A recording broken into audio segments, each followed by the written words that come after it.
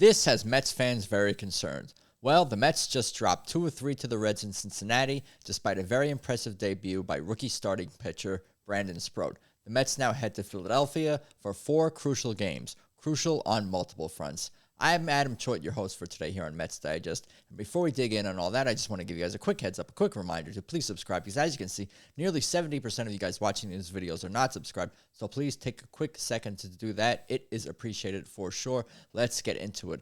And actually, before we get into the meat and potatoes of today's video, I just want to take a quick second to take a moment to remember Davey Johnson, former Mets manager, the manager in the Mets history with the highest winning percentage of any manager. I grew up watching Davey Johnson. He was the manager when I first started watching the Mets, first started following the Mets. So a lot of nostalgia, lot of feelings about losing him. Just wanted to offer condolences to his family and everyone and friends and everyone who was close to him, who knew him personally.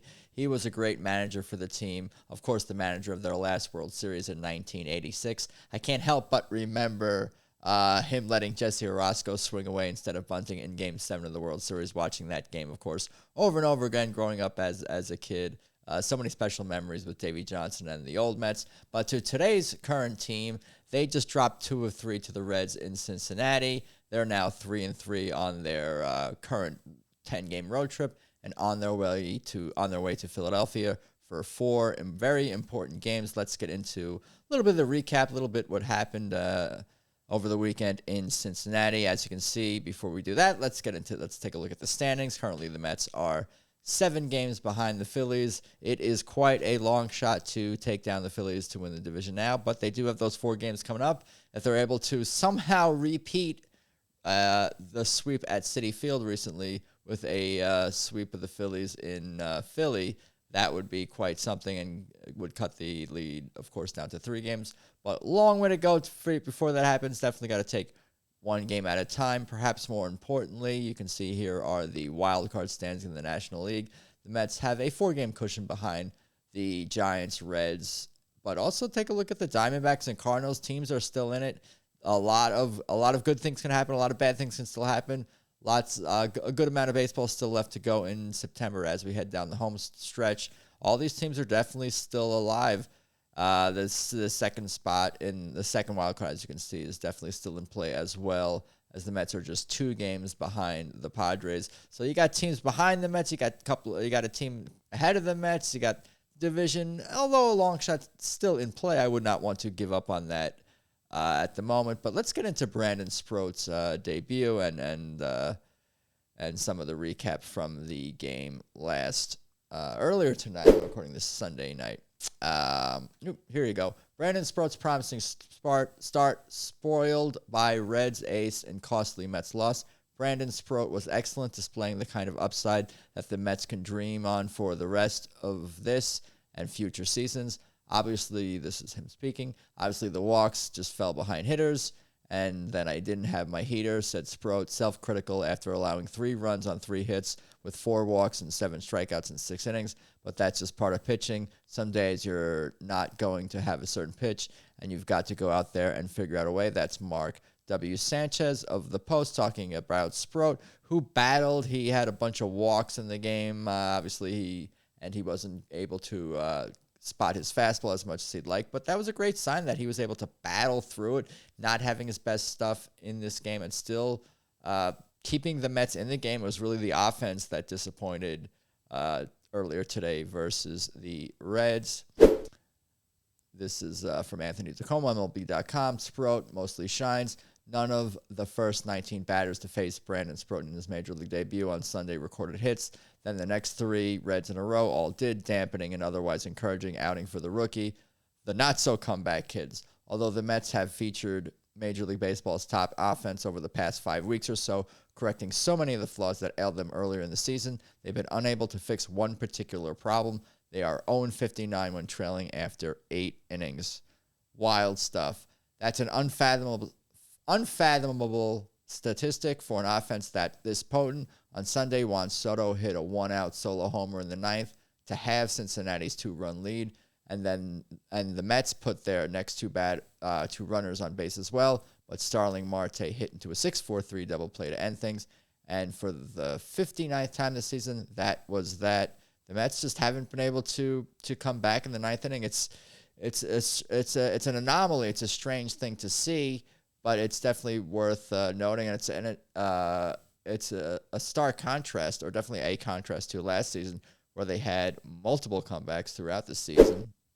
Last season, the Mets became known for their late game heroics in a campaign in which they went 8-60 when behind after 8.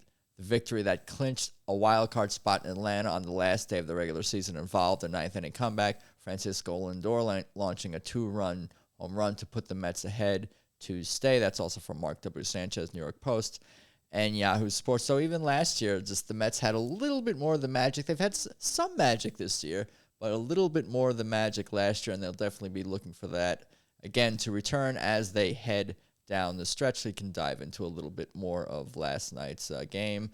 Some of the recap, as you can see, Brandon Sproat did take the loss. This is Anthony DeComo's Twitter X account. Sproat, like as I mentioned before, did actually take a no-hitter. He allowed a run in this game before allowing a hit. So he did take that no-hitter into the 6th inning, but allowed 3 runs, and that was enough for the Reds to bury the Mets there.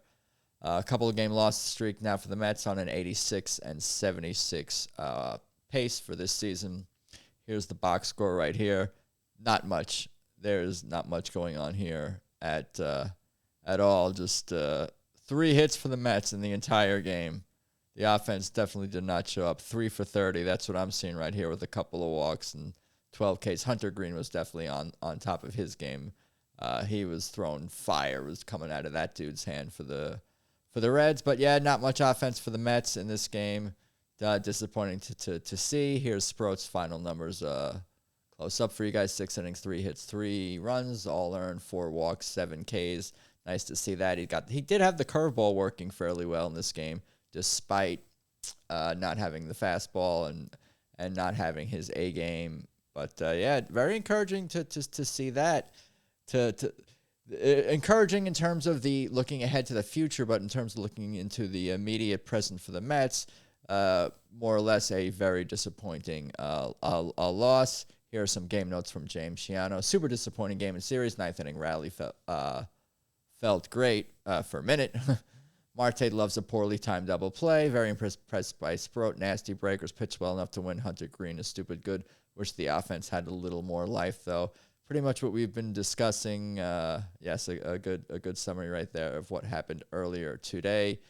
Here's from Sproat himself. Taking the mound for the first time in a big league uniform for the Mets, knowing that I have guys behind me that are supporting me, and then knowing I've got my family in the stands cheering for me, and then seeing them after.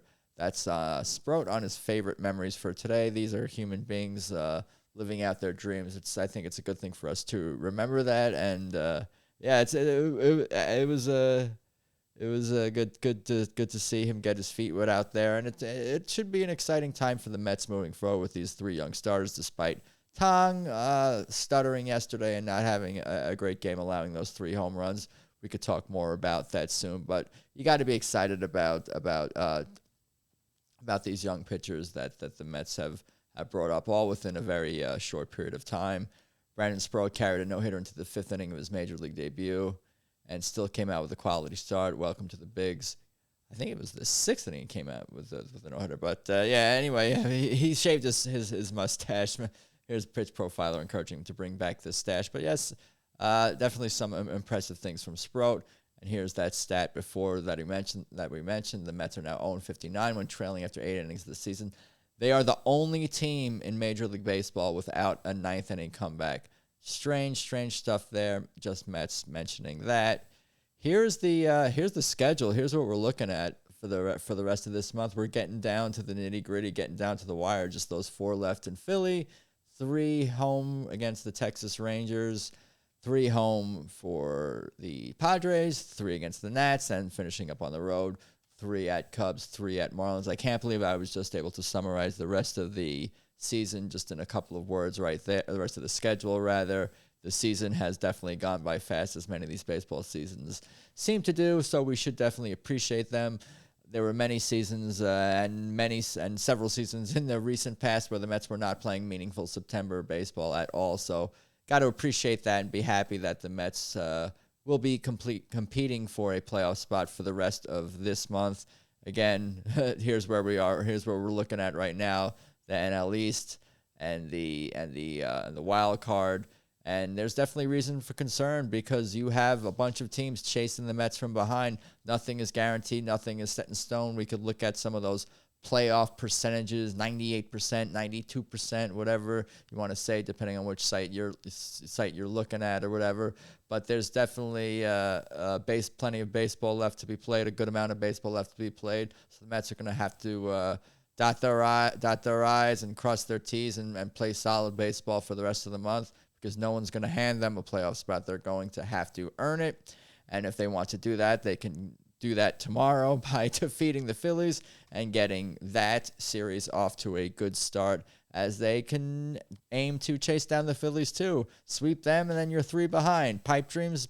What do you guys think? Can the Mets chase down the Phillies? Can they sweep the Phillies? What do you think is going to happen there? Who are you most worried about in terms of the wild card